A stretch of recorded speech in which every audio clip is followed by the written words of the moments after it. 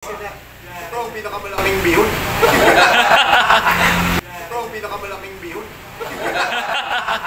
Thank you, Lord. Hey! Isang mapagpalang araw na naman sa atin mga kabro. Kasama ko ngayon ang Men's Department ng JCTLG. Bagamat kulang, napakaraming nagpasya, ngunit hindi sumama. Pinagpala tayo mga kabro sa napakasaya at pinakamasarap na pagkakataon na pinagkaloob na naman sa atin mga kabro. Sasamahan niyo ako mga kabro. After po namin dahanan si Bro Eric sa Marikina, yung naglilid po ng prayer before ko kumain. So, nag-arrive muna kami dito sa Homer's Pansiteria, dito sa Barangay San Roque, mga bro, ganito Marikina lang kumain City. na ito. Kahit first time ko, i-stock na sa inyo. Oh, ito. Oh, kaya ganyan. Ganito pala Tapos, lagyan natin ng salsa. Yan, ganyan. Huwag mo masyadong sabawan, bro. Mas masarap siya kainin Malutong. yung malutong. Pero kahit di malutong, masarap din. Pero mas masarap. Malutong? Ayan, yan.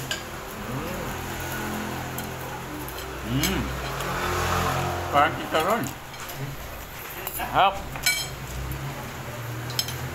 Bro, din, araw-araw Sabi dito. mo, dito yan sa Homer's. Pinabike mo lang ata eh. Dito sa Homer Pansiteria. Fried bihon. Yan. Medyo masakit yung ngipin ko ng mga oras na yan. Kaya ako yung nahuling kumais kanila. I mean, nahuling natapos kanila.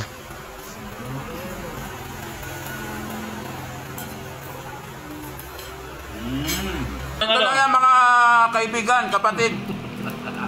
Yan. Pag mo nang lagyan ng tarsa, Okay na. para hindi mawala yung lutong.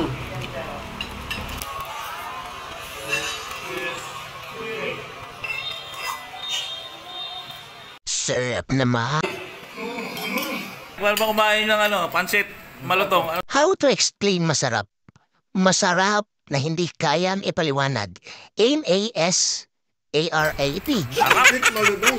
Pansit malutong ang tawag dito sa ulit. Special fried bihon. Special fried bihon. Special fried bihon. Clinton. Bro Clinton. Special fried bihon. First time. Makasarap. Malasa rin. Kahit na bihon lang, masarap. Ano na, malasa eh.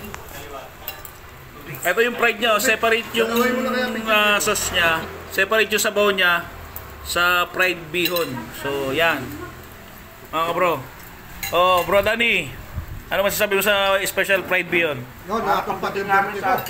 Nakatupad na yung birthday ko. Napatupad din yung birthday mo. Oo. Si Santa Claus. Ang pera. Yung bagong taon, ninaasahan ko may daraki na pansit. Ito na pala. Tapos sinabi niya, mag-intay Malungkot nga daw yung New Year niya. Siya lang daw mag-isa. Tama mo naman yung mga aso. At yung aso, hindi makatahon eh. Wala na.